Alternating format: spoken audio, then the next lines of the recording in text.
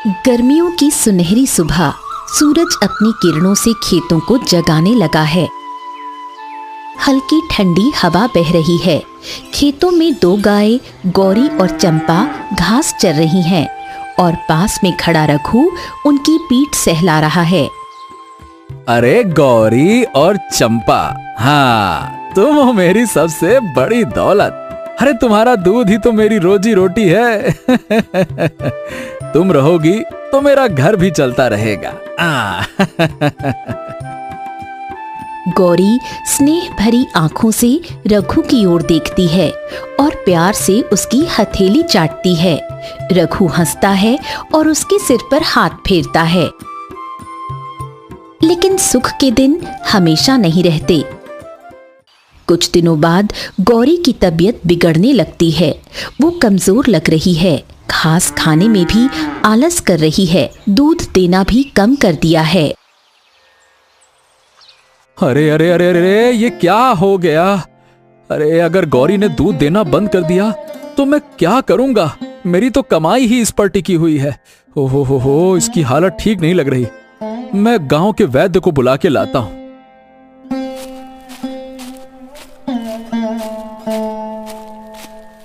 वो गांव के वैद्य को बुलाता है।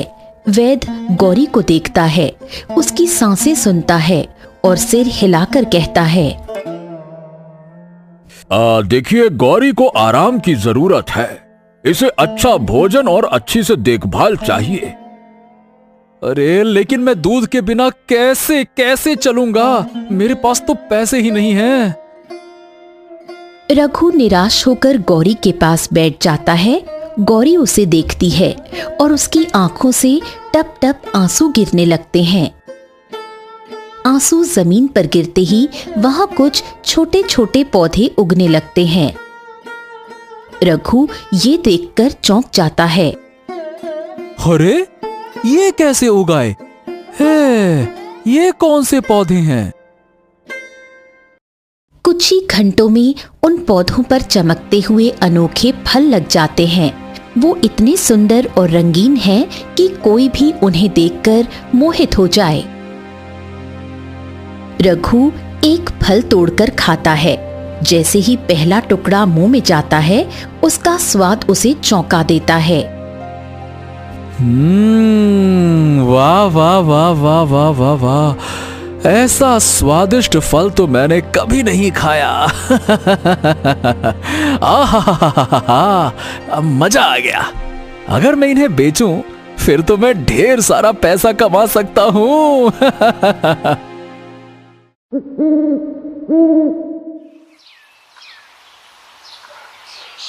अगले दिन वो गांव के बाजार में इन फलों को बेचने जाता है। लोग उत्सुकता से इन अनोखे फलों को देखते हैं और खरीदने लगते हैं। अरे रघु, ये फल कैसे लाया तू भाई? अब पहले तो कभी नहीं देखे। कहाँ से लेके आया? हाँ, बहुत मीठे हैं। ऐसे फल तो हमें रोज चाहिए। मजा आ गया। हाँ। रघु का व्यापार तेजी से बढ़ने लगता है। अब वो रोज गौरी के आंसुओं से फल उगाने लगा है, लेकिन धीरे धीरे उसकी नीयत खराब होने लगती है। हाँ, अगर गौरी के आंसू से ये फल उग सकते हैं तो क्यों ना एक काम करूं, इसे और रुला कर और ज्यादा फल पैदा करूं। हाँ, इससे तो मेरा व्यापार और बढ़ेगा। हाँ।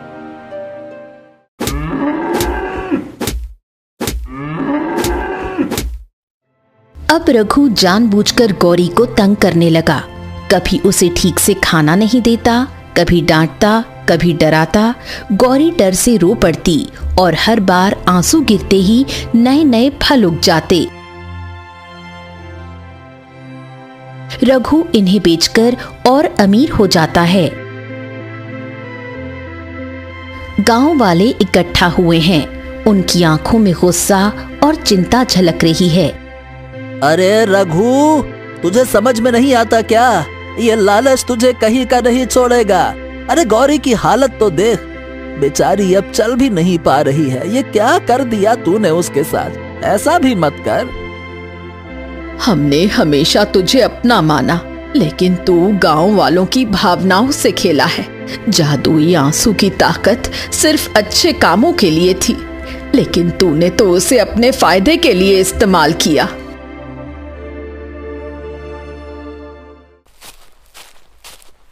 हाँ, बस बस बस, मुझे मत समझाओ। ये आंसू मेरा है, मेरी किस्मत बदली है, तो इससे तुम्हें क्यों जलन हो रही है?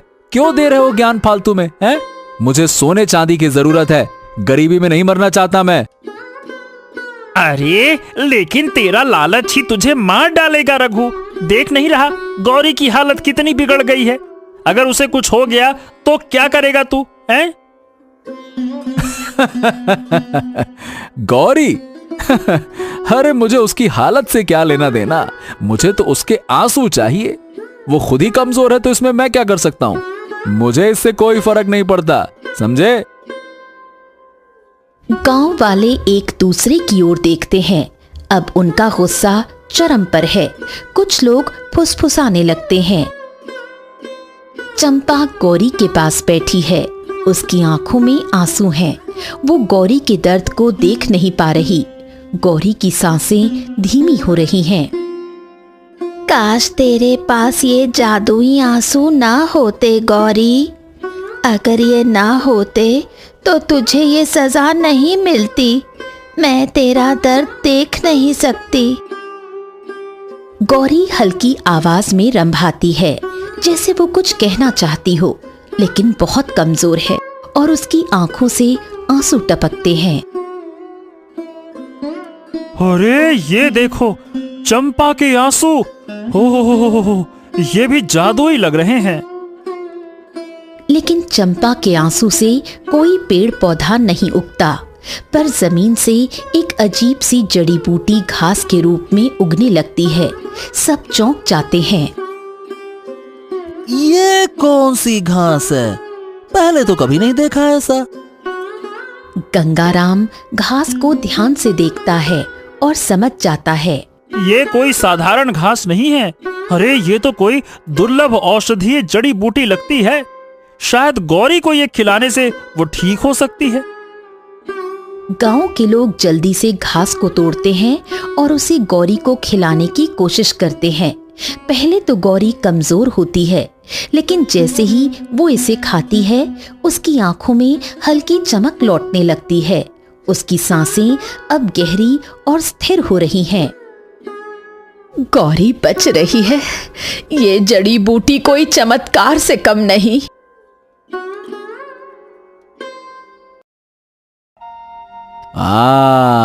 तुम्हारे आंसू तो अमृत हैं। अगर मैं इन्हें बेचूं तो राजा महाराजा तक इन्हें खरीदने आएंगे और हम सब अमीर हो जाएंगे। लेकिन इसके लिए हमें दुखी होना पड़ेगा। क्या तुम हमें जानबूझ के रुलाना चाहोगे? अब अरे गौरी, इतना भी मत सोचो। देखो, मैं तो बस इतना चाहता हूं कि तुम्हारे आंसू मेरे लिए सौभाग्य लेकर आए। देखो, ये हमारे लिए एक वरदान है। रघु अब अपनी योजना बनाने लगता है। वो सोचता है कि अगर वो अपनी गायों को बार बार रुला सके तो वो ढेर सारा धन कमा सकता है। हाँ, अगर हर दिन थोड़ा थोड़ा आंसू मिल जाए तो मैं तो सबसे बड़ा व्यापारी बन सकता हूँ। मेरी गाय मेरे लिए दौलत की कुंजी है। कुबेर का खजाना है, खजाना। गौरी और चंपा ये सुन लेती हैं और उनकी चिंता और बढ़ जाती है। वो जानती हैं कि अगर रघु के लालच को समय रहते नहीं रोका गया तो वो कभी खुश नहीं रह पाएंगी।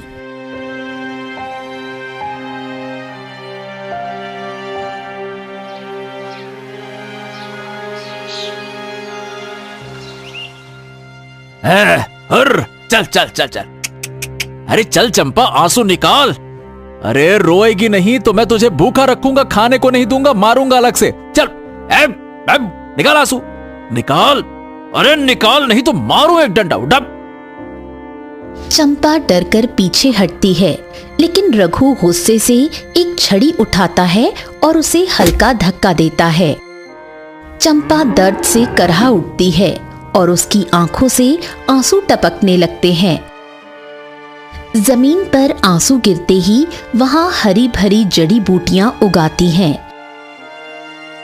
रघु की आंखें चमक उठती हैं। वो जल्दी से जड़ी बूटियां तोड़ता है और उन्हें अपने पास रख लेता है। हाँ देखा, ये हुई ना बात। अरे जितना ज्यादा रोगी उतना ही ज्यादा धन मिलेगा, समझती क्यों नहीं? गौरी ये सब देख रही थी। उसकी आंखों में आंसू आ जाते हैं, लेकिन ये आंसू सिर्फ दर्द के नहीं बल्कि डर और बेबसी के थे। और तू क्या देख रही है? चल चल, कहाँ है तेरे आंसू? अरे तेरे आंसू से जो मीठे मीठे फल उगते हैं ना, वो तो और भी कीमती हैं। अरे निकाल दे, निकाल। मैं मारू डंडे से, मारू। रघु गौरी को भी छड़ी से मारता है। गौरी तड़प उठती है और उसकी आंखों से आंसू टपक पड़ते हैं। जैसे ही आंसू जमीन पर गिरते हैं, वहां बड़े और रसदार फल उगाते हैं।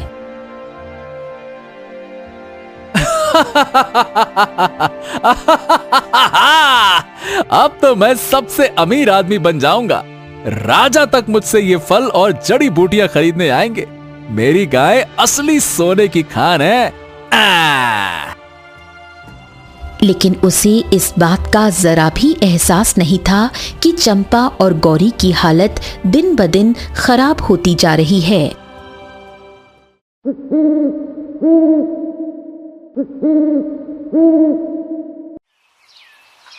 कुछ ही दिनों में चंपा और गौरी की हालत बेहद खराब हो गई। वो कमजोर हो गई थीं। उनकी आंखों के नीचे गड्ढे पड़ गए थे और उनकी हड्डियां दिखने लगी थीं।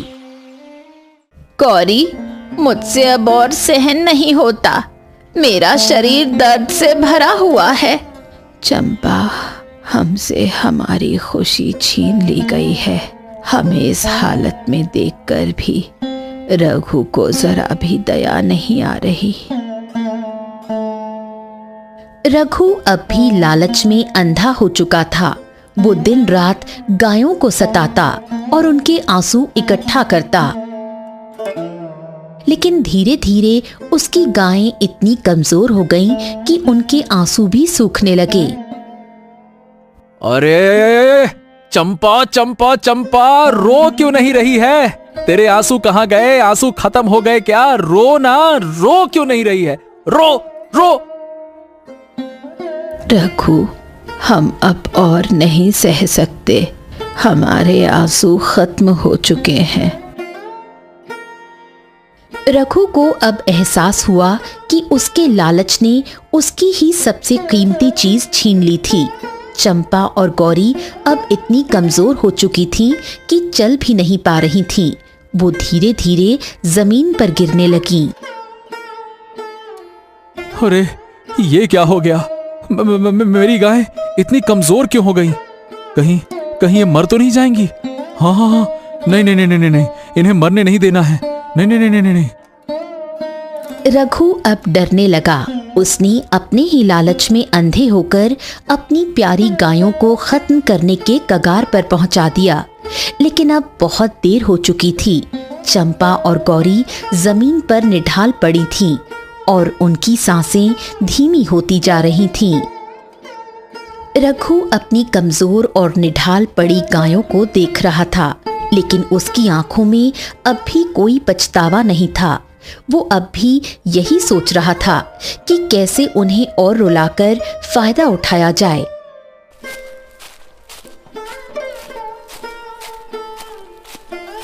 तभी वहां से एक साधु बाबा गुजर रहे थे।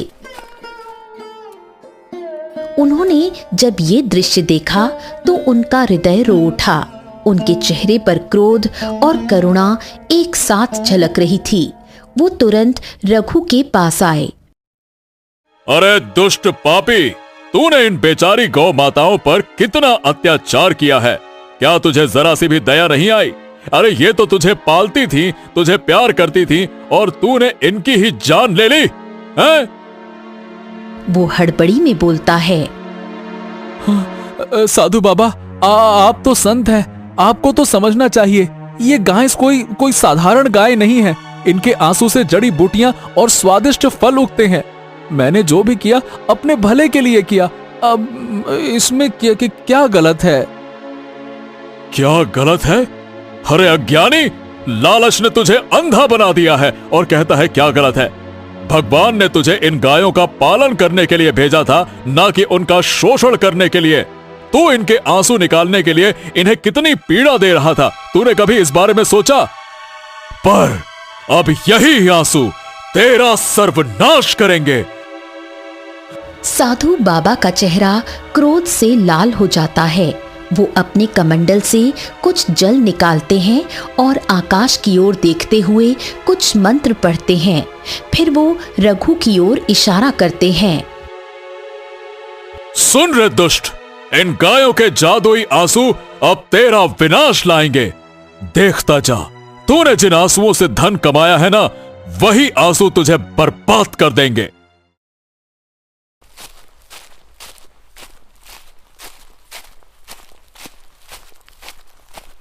रघु उनकी बातों को मजाक में उड़ा देता है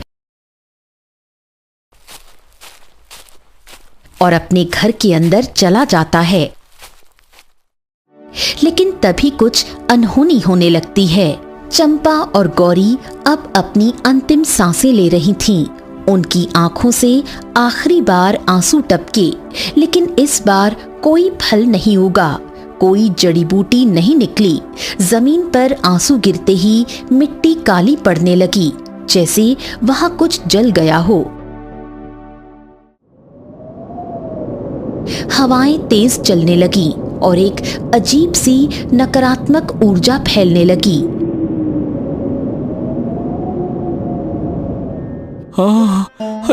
अरे ये क्या हो रहा है? पहले तो इनके आंसू से खुशबूदार फल और हरी भरी जड़ी बूटियां उगती थीं। अब ये सब जल क्यों रहा है? ये क्या हो रहा है? क्या करूं? लेकिन इससे पहले कि वो कुछ समझ पाता, चंपा और गौरी ने एक आखिरी लंबी सांस ली और हमेशा के लिए शांत हो गईं। वो अब इस दुनिया में नहीं रहीं। नहीं, अरे उठो, अरे उठो, अरे तुम दोनों मर नहीं सकती, अरे उठो, अरे मुझे अभी और फल चाहिए और जड़ी बूटियां चाहिए, मुझे अमीर बनना है, अरे उठो। लेकिन अब बहुत देर हो चुकी थी।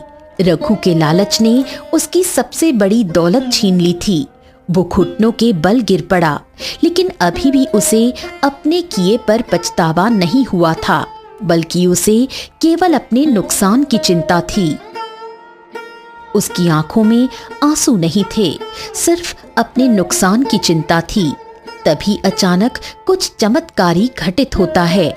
चंपा और गौरी के शरीर से एक दिव्य प्रकाश निकलने लगता है, जो धीरे धीरे तेज होता जाता है।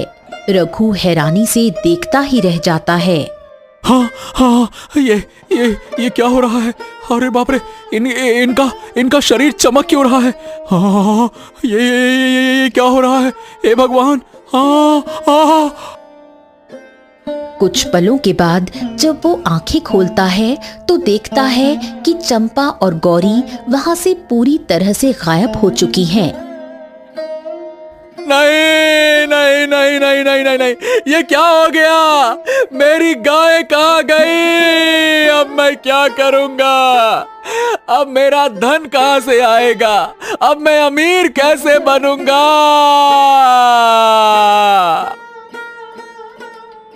जैसे ही रघु विलाप कर रहा होता है, अचानक एक तेज रोशनी आसमान से नीचे उतरती है और देखते ही देखते उस रोशनी से एक सुंदर परी प्रकट होती है।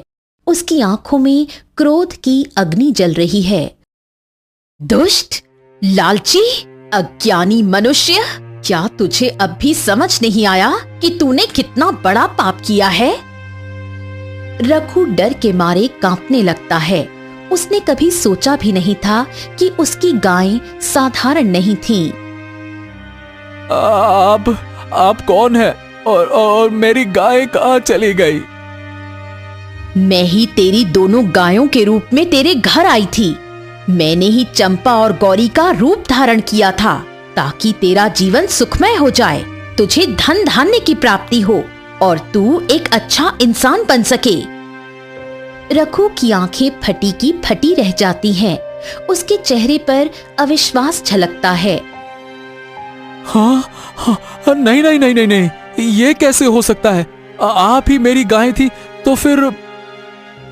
हाँ, मैं ही चंपा और गौरी थी, लेकिन तूने अपने लालच को प्राथमिकता दी, अपने स्वार्थ के लिए हमें पीड़ा दी और अंततः अपनी सबसे बड़ी दौलत खो दी। परी के शब्दों से पूरा वातावरण भारी हो जाता है। हवाएं तेज चलने लगती हैं, जैसे प्रकृति भी परी के क्रोध का समर्थन कर रही हो। देखिए, मुझे क्षमा कर दो देवी, मुझसे बहुत बड़ी गलती हो गई। मैं हाथ जोड़कर क्षमा मांगता हूँ। मैं लालच में अंधा हो गया था। कृपया करके मेरी गाय मुझे वापस लौटा दो। मेरी गाय मुझे वापस दे दो। लेकिन परी अब और भी सख्त हो जाती है। अब पश्चाताप करने का समय बीत चुका है रघु। अब तेरा बुरा समय आरंभ होगा। जिस तरह तूने हमारी पीड़ा की परवाह नहीं की, उसी तरह अब तेरी कोई परवाह नहीं करेगा।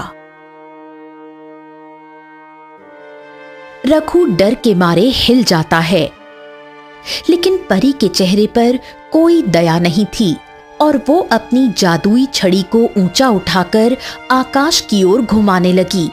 जैसे ही उसने छड़ी घुमाई, आकाश में काले बादल छा गए और बिजली कड़कने लगी। हवाएं भयावह रूप से चलने लगीं।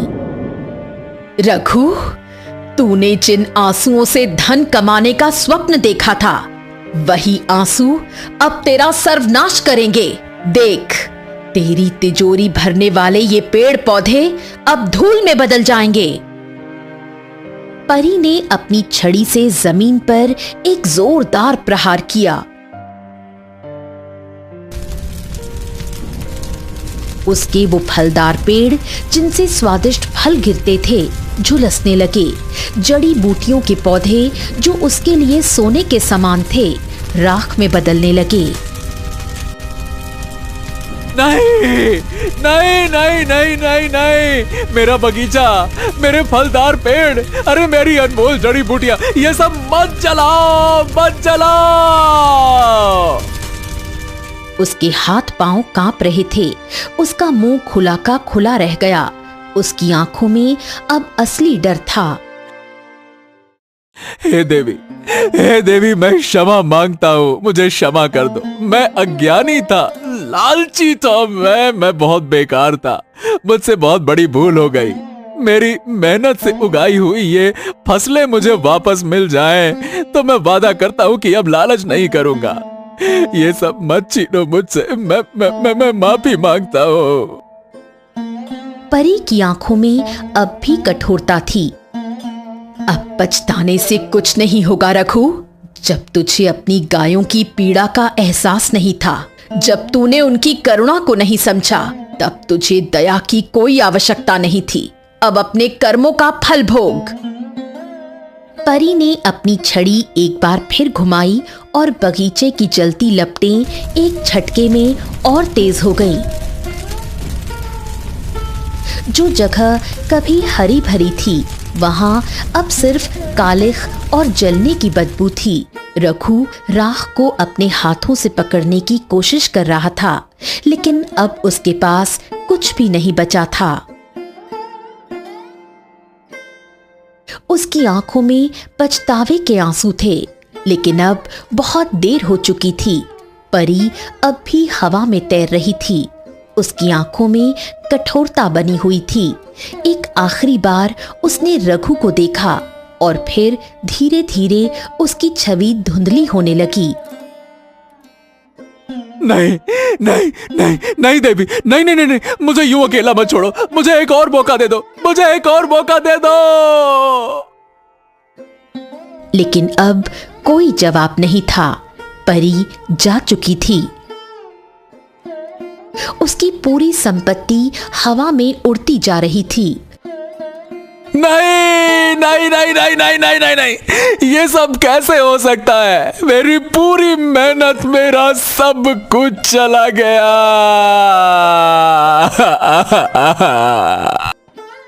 जो कभी गांव का सबसे धनी व्यक्ति था, वो अब एक भिखारी की तरह सड़कों पर भटकने को मजबूर था।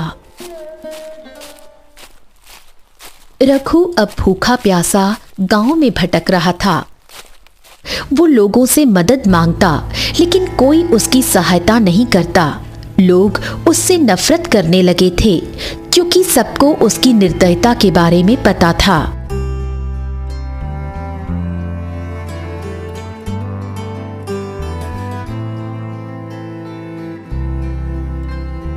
भाइयों और बहनों, कृपया करके मेरी मदद करो, मुझे खाने के लिए कुछ दे दो, मेरे पास कुछ नहीं है। अरे भाई, जब तेरे पास धन दौलत थी तब तूने किसी की मदद की थी क्या? नहीं ना। अब तू खुद भूखा है तो हमें याद कर रहा है। बड़ा आया, लालच ने तुझे इस हाल में पहुंचा दिया है रघु। अब भुगत अपने कर्मों का फल। बड़ा आया, लालची कहीं का। गांव वाले उसे दुत्कार कर भगा देते, कोई भी उसे सहारा नहीं देता। वो अब सड़क किनारे बैठा खाली पेट और फटे हुए कपड़ों में अपनी किस्मत को कोसता है। काश मैंने अपनी गायों को सताया नहीं होता, काश मैंने लालच को अपने ऊपर हावी नहीं होने दिया होता। अब मेरे पास कुछ नहीं बचा, मैं तो बर्बाद हो गया, बर्बाद।